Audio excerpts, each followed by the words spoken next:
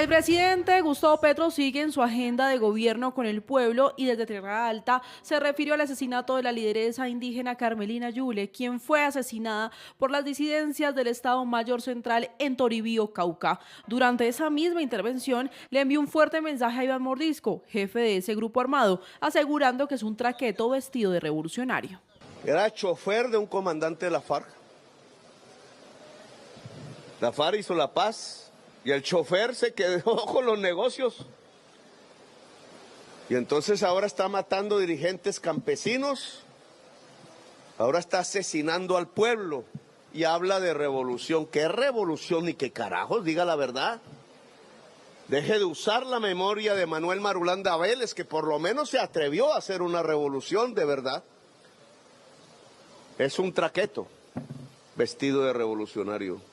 Horas después, el mismo Iván Lozada, alias Iván Mordisco, le respondió al presidente Gustavo Petro en un mensaje en X. Gustavo Petro me acusa de traqueto y de usar la memoria de Manuel Marulanda. Cuando lo apoyamos en campaña, no éramos traquetos. Además de traicionarnos, traicionó al pueblo que lo respaldó por su discurso progresista y de paz. Hoy impulsa la guerra y el capitalismo. Juan David Bassani, docente de la Universidad del Externado, explicó cuál sería el debido proceso para abrir una investigación.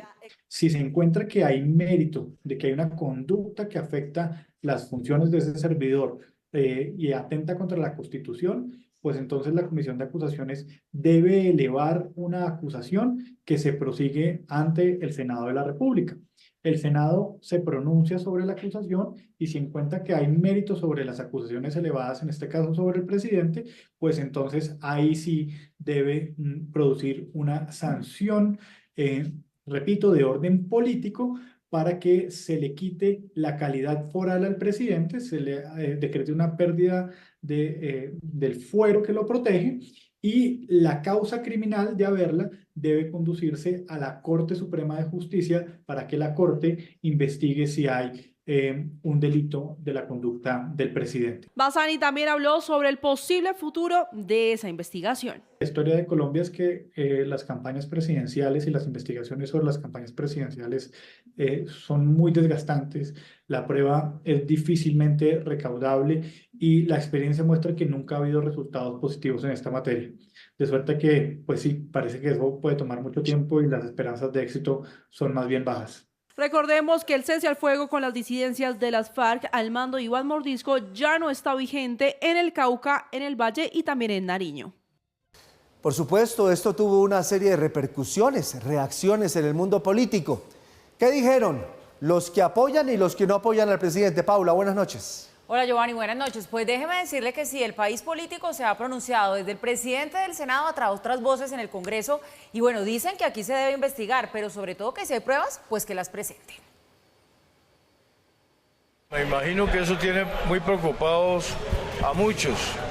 Yo no voy a especular sobre ese tipo de noticias, solo espero que para bien del país puedan tener un esclarecimiento, porque no podemos estar tampoco en un ambiente político donde los referentes sean los denunciantes irregulares, sino las instituciones del Poder Judicial a las que le corresponden decidir sobre temas como este.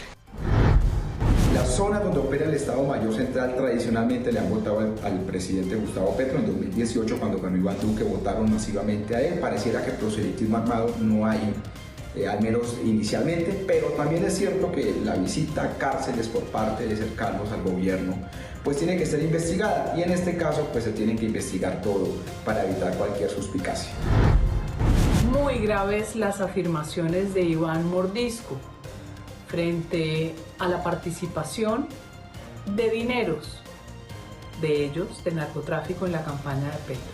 He enviado una carta a la nueva fiscal Luisa Adriana Camargo. Ella tiene que apersonarse de esta investigación, repito, demasiado grave, que hacen ilegítima la elección de Gustavo Petro.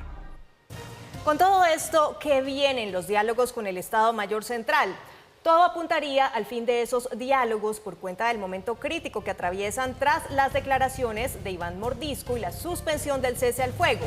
Sin embargo, las dos delegaciones se reunieron hoy individualmente con sus integrantes para evaluar el paso a seguir. Mientras el gobierno acepta que en algunas zonas del país sí hay un avance, se espera que en las próximas horas se conozca el rumbo de estos diálogos.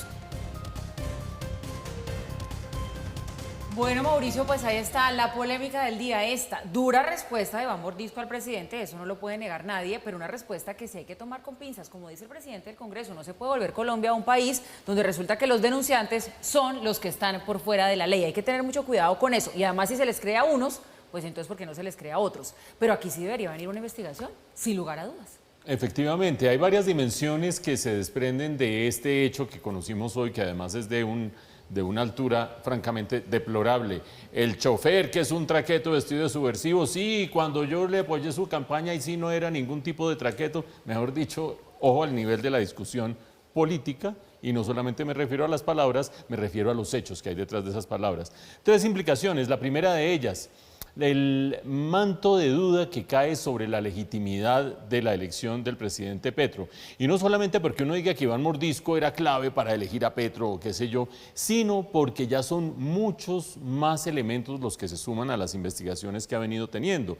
Recuerden ustedes que hay unas investigaciones relacionadas con la financiación de la campaña de Gustavo Petro, no solamente lo que sucedió en la costa Caribe, y ahí estamos hablando del affair y de todo lo que ha sucedido alrededor de Nicolás Petro y su ex esposa, Day Vázquez. Fuera de eso, lo que se está investigando también en este momento, por lo menos averiguando hasta dónde pudo llegar las donaciones de FECODE que no entraron a la contabilidad y que no están registradas en los libros de la campaña. Pero el día de hoy, además, el diario El Tiempo reveló documentos que mostrarían que Ecopetrol, el sindicato de Ecopetrol, la USO en concreto, hizo unas donaciones superiores a los 1.000 millones de pesos a la campaña de Gustavo Petro, que tampoco aparecerían registradas por ningún lado. Todo eso en cuanto a plata, pero ya lo estábamos registrando en la nota. El famoso pacto de la picota, las visitas que antes de campaña hicieron Juan Fernando Petro, el hermano del presidente Gustavo Petro, y Danilo Rueda, quien posteriormente fuera el comisionado de paz, que ya se retiró de ese cargo, a las cárceles, y que en esas visitas a las cárceles, antes de que fuera elegido Gustavo Petro, todo el mundo habló si había algo oscuro o no, acuerdos con los delincuentes o qué sé yo, ponen un manto de duda adicional acerca de qué rol pudieron jugar las disidencias de las FARC en la elección y sobre todo en esta clase de acuerdos si es que los hubo con la delincuencia. El tema económico, el tema de poderes regionales fácticos que están al margen de la ley apoyando una elección hipotéticamente, presuntamente. Si ahí no hay para que la Fiscalía investigue, vaya uno a saber qué más. Pero hay otras dos dimensiones. Una de ellas, la paz total entra en crisis absoluta. Registrábamos en la nota que no se sabe si se va a levantar la mesa de diálogos entre el gobierno y las disidencias de las FARC, pero francamente cuando ya uno trata al otro de traqueto y el otro dice, sí, cuando yo participé en su elección, ahí sí no era traqueto y qué sé yo, creo yo que el clima de opinión pública, por lo menos, si es que ellos toleran ese tipo de tratamiento, de opinión pública alrededor de este acuerdo, es francamente bastante lleno de escepticismo. Y finalmente, una dimensión que mencionaba Paula, creerles o no creerles a los actores al margen de la ley acerca de lo que dicen para procesos o electorales o judiciales o lo que ustedes quieran. ¿Por qué esa alusión es importante? Pues porque paralelamente, mientras la gente se pregunta si Iván Mordisco está diciendo la verdad